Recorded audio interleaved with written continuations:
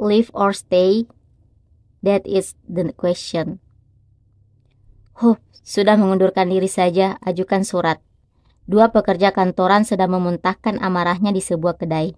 Masyarakat yang melihat adegan itu di televisi merasa iri pada karyawan yang bisa mengajukan surat pengunduran diri. Seorang tamtama, prajurit tua yang baru masuk ketentaraan merasa iri pada warga sipil yang menonton televisi sambil berbaring. Para karyawan yang minum-minum di kedai justru merasa iri pada sang tamtama yang hanya perlu memikirkan jenjang kepangkatan. Semua kisah dalam iklan minuman berenergi yang menjadi topik pembicaraan. Bukan hanya iklan, dalam kehidupan nyata pun banyak orang yang sedang bimbang memutuskan untuk berhenti kerja dan menjalani kehidupan yang lain. Dalam masyarakat, dengan kehidupan kerja yang keras seperti sekarang ini, mana ada orang yang tidak berangkat kerja dengan hati ingin berhenti kerja? Ketika pertama kali mendapat kerja, aku merasa sangat lega, sekalipun bukan pekerjaan impian yang kuadambakan sewaktu sekolah. Betapa memuaskannya memiliki tempat yang memberiku uang. Masih segar dalam ingatan tentang kegembiraanku yang meletup dan rasa tegang di pagi yang baru saat memilih baju untuk hari pertama bekerja. Namun sayangnya, tidak sedikit karyawan baru yang mengeluh bahwa semakin lama semakin sulit beradaptasi dengan kantor dan tidak bisa sesuai harapan. Walaupun sudah berusaha menghibur diri dengan berpikir bahwa memiliki pekerjaan di masa sulit seperti sekarang adalah sebuah keberuntungan dan hal yang patut disyukuri, pikiran lain tetap mendera. Hal-hal yang sebelumnya tidak sempat terpikirkan karena terlalu sibuk mencari kerja, kini mulai bermunculan di kepala. Lalu menjadi iri pada seorang tamtama saat minum sendirian di kedai sepulang kerja. Salah satu penyebab kesedihan anak muda masa kini adalah sulit bekerja di tempat yang diinginkan. Ini masalah sosial dan era. Banyak pemuda yang berharap bekerja di perusahaan besar, tetapi lowongan kerja yang tersedia terbatas. Namun di sisi lain, tidak sedikit di antara mereka yang berhasil menembus persaingan ketat dan mendapat pekerjaan malah memutuskan untuk berhenti kerja lebih cepat. Penelitian terhadap 10 perusahaan besar di Korea mengungkapkan bahwa sekitar setengahnya memiliki tingkat persentase pengunduran diri karyawan baru lulusan S1 dalam rentang waktu 3 tahun setelah bekerja, mencapai 10%, bahkan ada yang lebih dari 20%. Suatu ketika aku pernah minum kopi bersama CEO sebuah perusahaan usai mengisi seminar di tempatnya. Saat aku memberitahunya bahwa aku sedang membuat tulisan untuk para karyawan muda, ia berkata kurang lebih seperti ini. Anak muda zaman sekarang sepertinya baru memikirkan hal-hal yang seharusnya dipikirkannya di sekolah setelah masuk kerja. Dalam hati aku agak tertawa mendengarnya. Aku pernah berkata bahwa penyebab remaja masa kini merasa kesulitan adalah karena hal-hal yang seharusnya mereka pikirkan pada masa pubernya, yakni saat SMA tertangguhkan oleh persiapan masuk kuliah, sehingga baru meledak saat menjadi mahasiswa. Namun kali ini, hal-hal yang seharusnya dipikirkan saat menjadi mahasiswa tertangguhkan oleh persiapan masuk kerja, sehingga baru dimulai saat menjadi seorang karyawan. Bisakah seseorang di negeri ini memikirkan hal yang harus dipikirkannya tepat pada saatnya? Kehidupan karyawan tidak mudah bagi siapapun. Oleh karena itu, banyak karyawan muda yang baru mulai memikirkan hal-hal yang seharusnya sudah diselesaikannya saat sekolah ketika masuk kerja.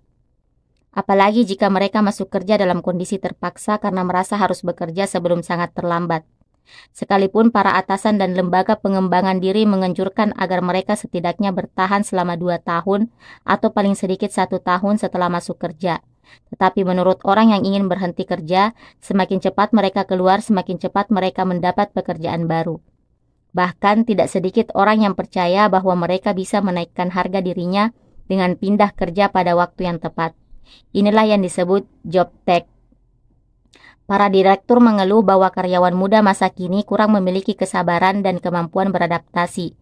Sedangkan mereka yang berhenti kerja jengkel karena merasa perusahaan zaman sekarang terlalu banyak membebankan pekerjaan dan memberikan stres yang berlebihan. Jika mau bicara secara objektif, menurutku memang ada masalah dalam budaya kerja di negara kita. Pekerjaan yang seharusnya dilakukan oleh 3 orang dikerjakan oleh 2 orang, sehingga baik seseorang yang tidak mendapat pekerjaan maupun 2 orang yang bekerja terlalu banyak sama-sama patut dikasihani. Harus ada yang diperbaiki. Zaman pun berubah. Puluhan tahun lalu, orang menikah karena perjodohan yang sekalipun tidak disukainya, harus tetap dijalani tanpa berpikir untuk bercerai. Begitu pula halnya dengan pekerjaan. Pola pikir pekerjaan seumur hidup yang begitu kuat membuat perusahaan dianggap sama seperti keluarga. Meninggalkannya berarti berkhianat. Sesulit apapun, mereka harus bersabar sambil menghibur diri bahwa ini sudah menjadi nasibnya. Namun sekarang, dunia sudah berbeda. Mereka yang baru masuk kerja siap melayangkan surat pengunduran diri jika sudah terpaksa, dan para lansia yang telah bersabar seumur hidupnya pun bisa mengajukan cerai di usia senja. Bahkan ada pula yang mencari perusahaan yang lebih ternama sesuai kesempatan yang datang.